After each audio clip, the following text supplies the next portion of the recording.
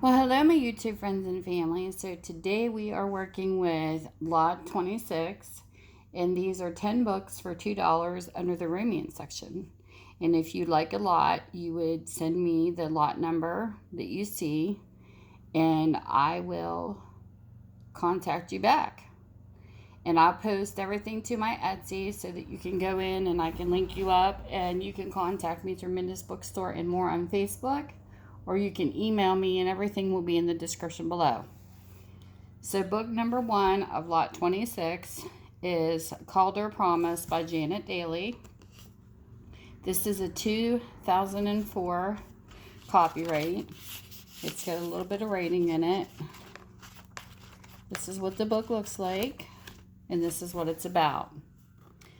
All Laura Calder wants is everything. Young and beautiful, Laura Calder isn't content to live on a Montana ranch. Touring Europe with her aunt, Tara brings her into contact with the sophisticated world she's craved, and with the two men and ultimate rivals who will lay claim to her heart. Boone Rutledge is the son of a Texas billionaire and used to getting what he wants. He wants Laura, and so does Sebastian Dunsill, Earl of Crawford. A handsome, sexy Londoner with a few secrets he can't share. Caught up in the whirlwind courtship with both men that will take her from the nightclubs of Rome to the manor houses of England, across the dusty flatlands of Texas, and finally home to the Triple C Ranch, Laura is determined to make her choice on her own terms. But Calder Price will lead Laura into a danger for which her sheltered background has never prepared her, into the man who is a threat to the family she loves more than she knows. So there's book 1. Book number 2, this is called The Raging Flower. This is by Lynn Erickson, and it is a 1980 romance. This is what the book looks like. It's got a little bit of white out, a little bit of mark, because these are old, so, and well read and loved. This is what the book's about. Passion's flowers with her creamy skin and golden hair, young Rebecca Meredith was an exotic English bloom in a primitive world of Afghanistan. She had crossed the ocean to meet her father, but not even he could protect her from the lawless land where men were conquerors by custom, and women were subject to men's will. With hidden thorns, William St. Clair pursued her with the determination of one who knew his life depended on bearing the past, and on the woman who unwittingly held its key. But it was Alex Drayton, hypnotically handsome, the man they called Azim, the man without a country, who took her on a journey she could never forget, to a world of shameful delight. Beneath the towering mountains in this land of savage splendor, they lived a love story as wild as the land of fury and as rare as this raging flower. Book number 3. This Ravaged Heart by Barbara Riefe. I think it's how you say her name. And this is a 1977. You can see it's had lots of love and creases, but it still stayed intact. For 20 cents, not bad. A sweeping novel of tempestuous romance and monstrous evil. Lisa Allworth Dandridge, a young English bride, came to America as mistress to the vast shipping fortune. Desperately in love, she and her dashing husband Ross never dreamed that they would soon be parted by malevolent forces beyond their control. This Ravaged Heart is a monumental romance of agonizing passion, insatiable greed, and terrible evil. A breathtakingly powerful story of one woman's tender love and another's overwhelming jealousies. Their struggle for the same man sweeps across continents and across time, from the 18th century world of aristocratic splendor to a plague-ridden London, from the heights of passion to the darkest pits of hell. It is a magnificent novel of star-crossed lovers caught in a web of horror, told by the new mistress of high romance. Boy, doesn't that sound interesting for an old book. Then we have number 4. This is called The Settlers, and it has appeared The Australians by William Stuart Long. This is copyrighted in 1980. This is what the book looks like. It's got a little mark there of a marker. And then this is what it's about. A raw land drenched in blood, passion, and dreams, crippled by the searing violence of their heritage. They faced an untamed continent teeming with anarchy, mutiny, and corruption. A savage world seething with human hunger, a rich wilderness that promised a radiant future of peace and hope for unborn generations yet to come. Set against the turbulent epic of the nation's birth is the unforgettable chronicle of Jenny Taggart, a woman whose life would be torn by betrayal, flayed by tragedy, inflamed by love, and sustained by unconquerable determination. From the launching of the perilous dream to its bold and glorious fulfillment, they were the settlers.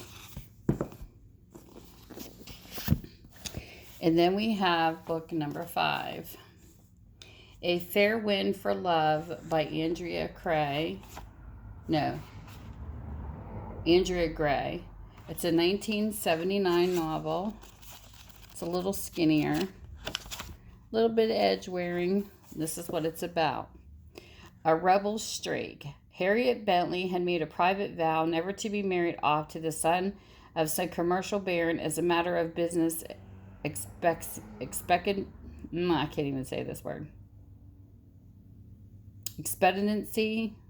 as girls were. I think it's expectancy, but they have it spelled with a D.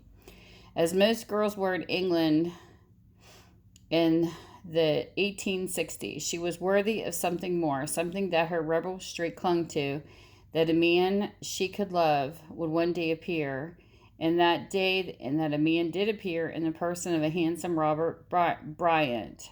Though Robert stirred the storms of womanliness within Harriet, he also beckoned her into a web of political intrigue. With Robert involved in a secret mission, Harriet was suddenly hit by the realization that her heart could be won away, and by the very man who was Robert's sworn enemy. And then we have book number 6. This is Captain Jack's Woman by Stephanie Lawrence. This is a 1997 book. That's what it looks like. And we have the synopsis. They meet in a clash of swords, drenched in the moonlight of Britain's rugged eastern coast. Captain Jack, his handsome features etched in silver and shadow, his powerful physique compelling Kit Kramer to surrender. He is her dream lover, with vividly alive, and his command of the smuggling gang is absolute. His all-knowing gaze penetrates her disguise as the lad leader of a rival gang with frightening ease, and his punishment with kisses leaves her maidenly modesty in tatters. Suddenly, Kit finds she's only too delighted to explore with Jack the pleasures of conventionally reserved for married ladies, little knowingly that dangerous forces she's unleashing. For even as Kit revels in midnight gallops and cottage rendezvous, Captain Jack is laying a gentle trap that will curtail her freedom and bind her to him with the ring of promise and the ties of devotion and desires. Sometimes these books are like really light on the back. It's hard to read the words. So that's that one. Then we have 7, book number 7. This is called A Green Desire by Anton Myrer, and this is a 1981. It's got some writing there. The rest of the book looks pretty good though. It's a nice thick one. And this says, one brother was charming and ruthless and let their aunt buy him into Harvard Wall Street society. The other, ambitious but decent, stayed by their mother and made his own way to the top. Raised in separate worlds, they were bound from youth by a bitter rivalry for riches and power, and for the exciting, wildly captivating woman they fought all their lives to possess. A woman whose passion for one destroyed her love for the other. Their stories in American century decades of splendor, struggle, upheaval, and war, of innocence, dreams, and green desire corrupted by gilded temptation. A literary guild selection. That sounds intriguing. Then we have number 8. This one here is called Walking Slow by Michael Mewshaw. This is a 1972 book. This is what it looks like. And this is what it's about. Turned on to life, Calder, his small college complacency, shattered by the death of his parents, is waiting on tables in Washington when he meets Elaine, semi-socialite Smith grad and self-styled free spirit. Their romance proceeds idyllically until Elaine discovers she is pregnant with another man's child. Breaking away to Los Angeles, Lynn and Calder come to terms, surrounded by the disordant clatter of modern society. Committed to nothing, they still imagine it possible to do anything, but there's no resisting the demands of their brave new love. That sounds very interesting. And then we have number 9. This is A Gown of Spanish Lace by Janette Oak. This is in 1995. I think it's how you say her last name. Oak, I'm not sure. There's some writing in this. This is what the book looks like. Seems to always be some writing on some of the first pages. Her mother's wedding gown. Ariana loves her life, her parents, her little town, her job, and the town school teacher, her students. But one evening after classes are done, she prepares to hurry home before a blizzard hits. Her whole life changes in an instant. Her abduction to the camp of bandits takes her far from home and family. So priceless, but so mysterious. And then one of the bandits appears in the doorway of her cabin. Does this mean she will never see her parents again? The two had so lovingly adopted her as an infant and raised her as their own. Will she ever wear the wedding dress so carefully saved for her? Her one link with her birth parents, now long ago dead. That sounds interesting too. And then we have book number 10. This is called Paradise by Judith McNaught. Judith McNaught writes really good books too. And this is in 1991, and this is definitely old. You can see like the age pages, but it's still intact, and there's just a little chunk taken out right there. And this is what it's about. Meredith Bancroft, a serenely beautiful blonde, and Matthew Farrell, an intense magnetic tycoon, are both haunted by their once-in-a-lifetime love, betrayal, and a conflict of heartache and pain. When the Bancroft family empire is threatened by a hostile takeover attempt, Meredith is forced to turn to Matt.